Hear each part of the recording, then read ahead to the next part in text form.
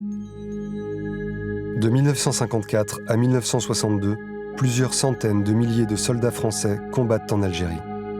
Près de 23 000 y trouveront la mort, plus de 60 000 y seront blessés et davantage encore en reviendront marqués à vie.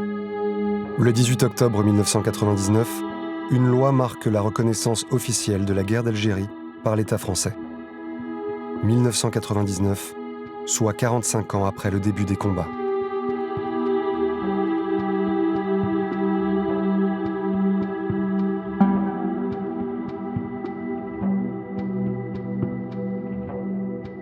L'Algérie, c'est la France. Parmi les plus anciennes possessions françaises sur le continent africain, l'Algérie est aussi une colonie de peuplement. Alors dans les années 50, en fait, on a une population française d'Algérie, en fait, ou aussi qu'on désigne sous le terme d'Européens d'Algérie, puisqu'on a des personnes qui sont venues d'horizons vraiment différents, de France bien entendu, mais aussi d'Espagne, beaucoup, d'Italie, de Malte, et d'un peu partout en fait en Algérie. Et cette population-là, au fur et à mesure, elle s'est repliée des campagnes, où elle avait pu obtenir des arpents de terre pour cultiver, vers les villes. Et donc au fur et à mesure, on a une population qui s'est regroupée essentiellement sur les plus grandes villes, Alger, Oran en particulier aussi, et un certain nombre de villes et de villages de colonisation qui datent du 19e siècle. La population des musulmans, des Français musulmans, comme on les appelle alors, qui avaient été auparavant désignés aussi sous le terme d'indigènes, eux sont à peu près 8 à 9 millions, comparé aux 1 million de pieds noirs, d'Européens d'Algérie.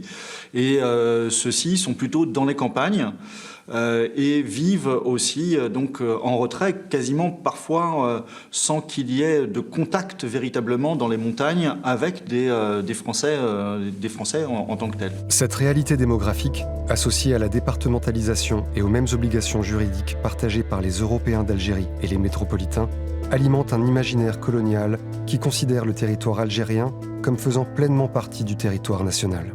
Donc ce sont deux populations qui peuvent se côtoyer, dans les villes en particulier, qui peuvent vivre, travailler ensemble, mais avec des quartiers aussi différenciés, et donc finalement avec des relations qui peuvent être amicales, mais on reste chacun chez soi, en quelque sorte. Donc c'est dans ce contexte-là aussi que va arriver la guerre d'Algérie, on va être déclenchée la guerre d'Algérie. Le 1er novembre 1954, une vague d'attentats marque le début du soulèvement algérien. Le gouvernement réagit par l'envoi de renforts militaires. C'est le début d'un conflit qui va durer 8 ans. L'Algérie, c'est la France. Et la France ne reconnaîtra pas chez elle d'autre autorité que la sienne. La Méditerranée traverse la France comme la Seine traverse Paris, selon une expression en vogue dans les années 50. Or, la France ne saurait être en guerre avec elle-même. Les soldats qu'elle envoie en Algérie y font donc seulement officiellement du maintien de l'ordre. La guerre d'Algérie engage de nombreux acteurs, harkis, militaires de carrière, jeunes appelés du contingent et Français d'Algérie, dont l'implication dans les combats, les représentations sur l'indépendance, les mémoires du conflit, divergent et parfois s'opposent.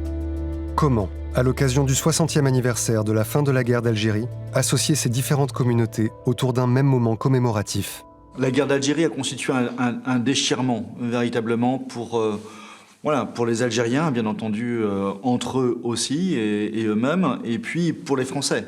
Et donc, ce déchirement, en fait, on a fini à la fin du conflit avec une quasi-guerre civile, avec des personnes qui étaient partisans de l'Algérie française à tout prix, et avec la constitution de l'organisation armée secrète, dans laquelle, en fait, on a trouvé des anciens militaires, des militaires en rupture de banc qui ont déserté même, et puis des Français d'Algérie aussi qui voulaient conserver à tout prix leur terre, la terre de leurs ancêtres. Et donc évidemment ça s'est terminé aussi de manière assez terrible. L'année 62 a été une année dans laquelle la violence a été exacerbée. Donc tout cela en fait que on a des dissensions importantes qui se créent et qui sont présentes aujourd'hui aussi en France sur tout ce conflit-là.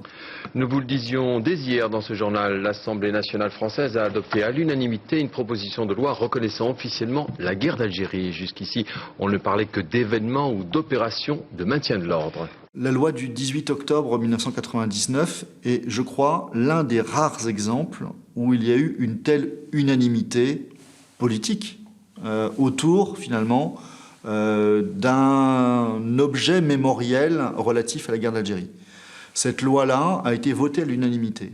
C'est, je crois, le seul exemple. Et donc, à partir de ce moment-là, on pourra avoir des moments où on va pouvoir se retrouver ensemble. Donc, ce remplacement-là, en fait, de l'expression opération de maintien de l'ordre par guerre d'Algérie, finalement, a fait consensus en 1999, mais c'est complexe de parvenir, finalement, à rassembler ces différentes mémoires-là.